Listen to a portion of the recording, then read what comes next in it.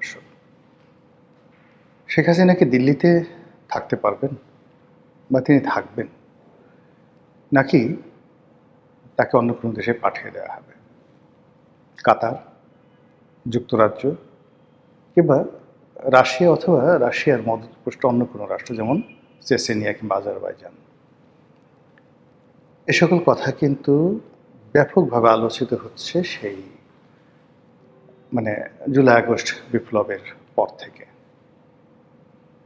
আমরা শুনে আসছিলাম যে শেখ হাসিনা ইংল্যান্ডে যাবেন এবং ভারত চেষ্টা করছিল ইংল্যান্ডে তাকে পাঠানোর জন্য, কিন্তু ইংল্যান্ড রাজি হয়নি। তারপর কি হলো, শেখ হাসিনা এবং শেখ রেহানা অনেকটা বাধ্য হয়ে ভারতে থাকলেন।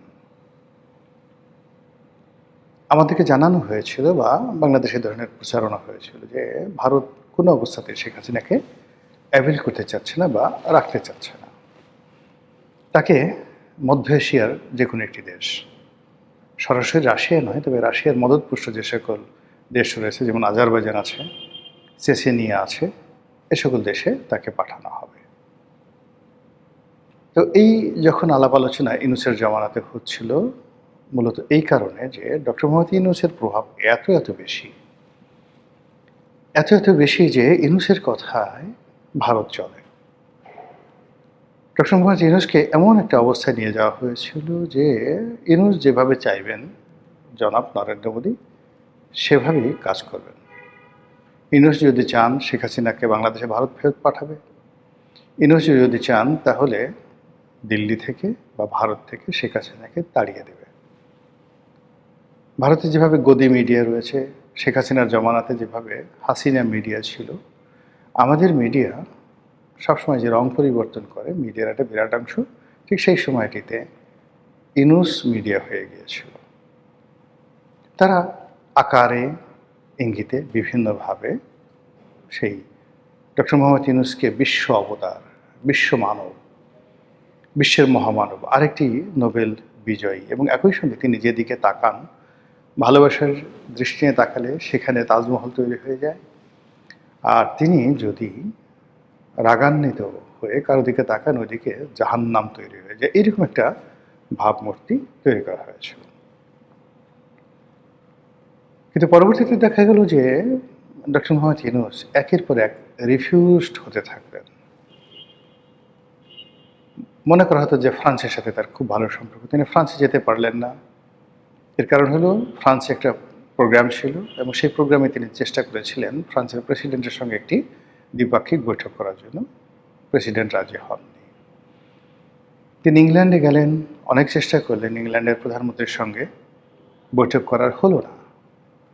তিনি তার জীবনের শেষ দিন পর্যন্ত নরেন্দ্র মোদীর সঙ্গে, এমনকি জয়শঙ্করের সঙ্গে পররাষ্ট্রমন্ত্রী, অথবা অমিত শাহ, অথবা অ্যাটলিস্ট অজিত দোভাল, তাদের সঙ্গে একটা বৈঠক করার জন্য হয়নি। প্রাণভর চেষ্টা করেছেন। উল্টো যেটা করলো সেটা হলো ভারত সেখানে বলে দিল যে তারা শেখ হাসিনার সঙ্গে আছে, শেখ হাসিনা তাদের মেহমান, যতদিন ইচ্ছা ততদিন তিনি সে দেশে থাকবেন, এবং ভারতের সব দলের মতের যারা রাজনীতিবিদ রয়েছেন তারা একত্রে জয়েন্ট মিটিং করলেন নজিরবিহীনভাবে পার্লামেন্ট হাউসে। নরেন্দ্র মোদীর নেতৃত্বে ওখানে কংগ্রেস থেকে শুরু করে আঞ্চলিক সকল দল, মমতা ব্যানার্জি সহ, লালু প্রসাদ যাদবের দলসহ, নীতিশ কুমারের দলসহ বিহারের সবাই মিলে বৈঠক করে তারা সম্মিলিতভাবে সিদ্ধান্ত নিলেন যে আমাদের অকৃত্রিম বন্ধু দেশ বাংলাদেশ, সেই বাংলাদেশে একটা রাজনৈতিক টারমাইল চলছে। আমাদের পরীক্ষিত বন্ধু আওয়ামী লীগ এবং শেখ হাসিনা আমাদের আশ্রয় আছে, ফলে বাংলাদেশে একটি গণতান্ত্রিক পরিবেশ, ন্যায় বিচার, সুশাসন প্রতিষ্ঠিত না হওয়া পর্যন্ত আমরা এই অন্তর্বর্তীকালীন সরকারের সঙ্গে কোনো সম্পর্ক রক্ষা করব না। আর দ্বিতীয়ত, আমরা শেখ হাসিনাকে আশ্রয় দেব এবং তার সঙ্গে থাকব।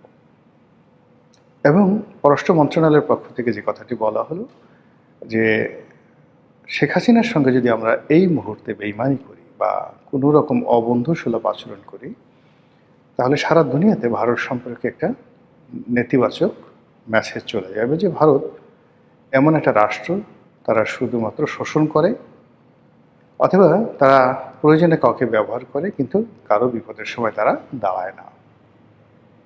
কাজেই সেই ভাবমূর্তি তারা তৈরি করতে চাচ্ছে না, তারা শেখ হাসিনার সঙ্গে থাকবে। এরপরে ডক্টর মোহাম্মদ ইউনূস ক্ষান্ত হয়ে যায় এবং ধীরে ধীরে তার চেয়ে সাম্রাজ্য, মানে সারা পৃথিবীর মিডিয়া তার কথা বলবে, IMF, বিশ্বব্যাংক, ওয়ার্ল্ড ব্যাংক তার পিছনে পিছনে ছুটবে টাকার বস্তা নিয়ে, বাংলাদেশের ডলার পাউন্ড রাস্তাঘাটে উঠতে থাকবে, বিশ্বের সমস্ত রাষ্ট্রপতি, মানে এখানে দুজন রাষ্ট্রপতি বা সরকার প্রধান বাংলাদেশে ডক্টর ইউনূসের সঙ্গে এসেছিলেন। একটা হলো পূর্ব তিমুরের যিনি প্রেসিডেন্ট, তিনি বাংলাদেশে এসেছিলেন বিকজ তিনিও ডক্টর মোহাম্মদ ইউনূসের সঙ্গে নোবেল পুরস্কার পেয়েছেন।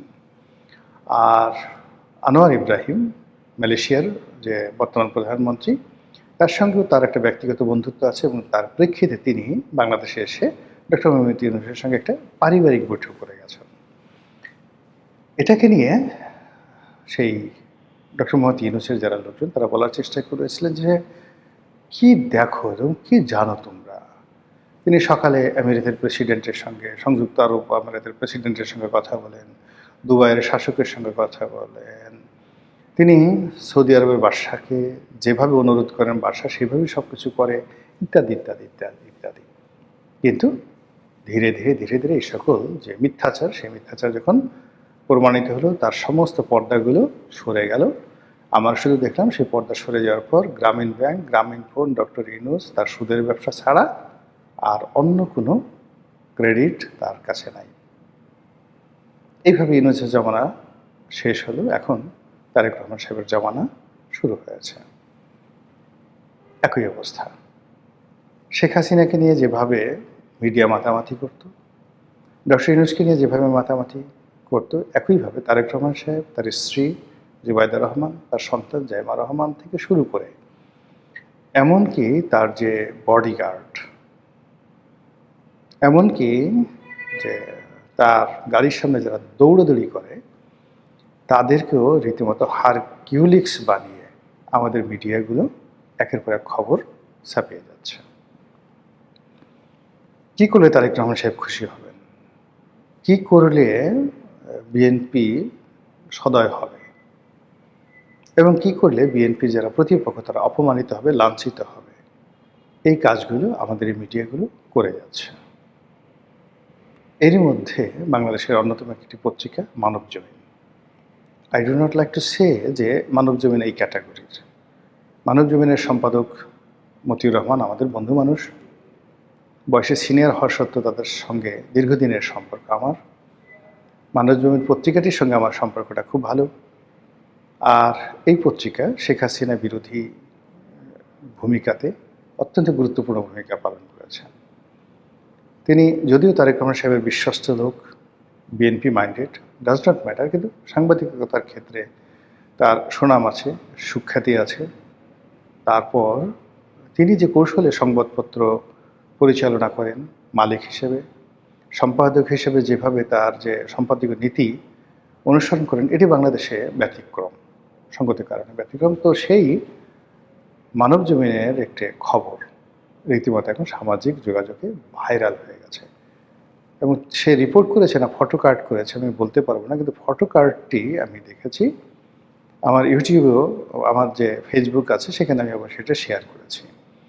সেখানে যেটা বলার চেষ্টা করছে, আমরা যে সাংবাদিক আমরা জানি যে এই ধরনের রিপোর্ট সাধারণত যখন খবরের দুর্ভিক্ষ চলে, মানুষের কোনো অ্যাটেনশন থাকে না, তারপর দেশে মানে মানুষ পড়বে এরকম কোনো খবর থাকে না, তখন এই ধরনের না ডানে না বামে এরকম খবর আসলে পত্রপত্রিকাগুলো ছাপায়। তো সেইভাবেই আসলে শেখ হাসিনাকে এই মুহূর্তে উপস্থাপন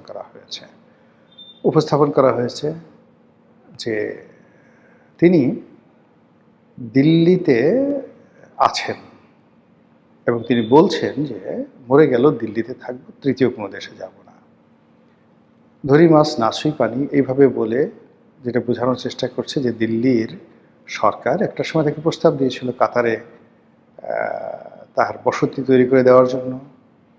ডক্টর মোহাম্মদ ইউনূসের দাবি ছিল যে তিনি ভারত ছেড়ে চলে যান, ইত্যাদি ইত্যাদি, হাঙ্কি পাঙ্কি ABCD মিলিয়ে একটা রিপোর্ট তৈরি করা হয়েছে। কিন্তু সেই রিপোর্টের যে মেসেজ, সেই মেসেজ জনগণের মধ্যে বেশ যাকে বলা হয় ইতিবাচক নেতিবাচক পক্ষে বিপক্ষে সাড়া ফেলেছে এবং সবাই এখন সেই মানব জমিনের রেফারেন্স দেওয়ার চেষ্টা করছে যে